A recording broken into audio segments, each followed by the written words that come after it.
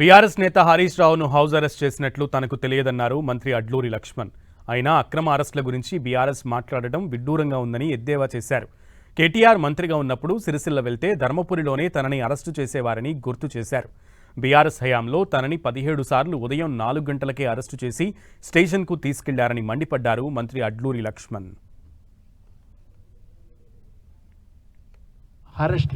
Arrest పర్వాలు ఇదంతా కూడా 2014 నుంచి 18 నుంచి 23 వరకు రాజ్యాన్ని వెళ్ళిన వాళ్ళు ఒకసారి వాళ్ళని ప్రశ్నించండి. మీరు మరి ఎప్పుడు అరెస్ట్ చేసినా మేము వినలేము. నేనైతే గ్రీవెన్స్లో ఉన్నాను. నేను ఉండేది ధర్మపురి లక్ష్మణ దైవక్షేత్రంలో, అక్కడ ప్రాతినిధ్యం చేస్తున్నా. ధర్మపురిలో ఓడినా గెలిచినా అక్కడ ఉన్న 2009 నుంచి 2014 నుంచి 18 నుంచి 23 వరకు సిరిసిల్ల కాన్స్టిట్యున్సీలో కేటీఆర్ పర్యటిస్తాడు. సిరిసిల్లకు నా ధర్మపురికి 130 కిలోమీటర్ల దూరం ఉంటుంది. నేను ధర్మపురి ఏరియా లోపల అక్కడ ప్రజల సమస్యల లోపల ఓడిపోయిన ప్రతిపక్ష పార్టీ జిల్లా కాంగ్రెస్ అధ్యక్షుడు నేను అక్కడ పర్యటిస్తే తెల్లారంగా 4 గంటలకు వచ్చి నన్ను హౌస్ అరెస్ట్ చేస్తారండి. ఎందుకంటే కేటీఆర్ సిరిసిల్ల విజిట్ చేస్తుండని.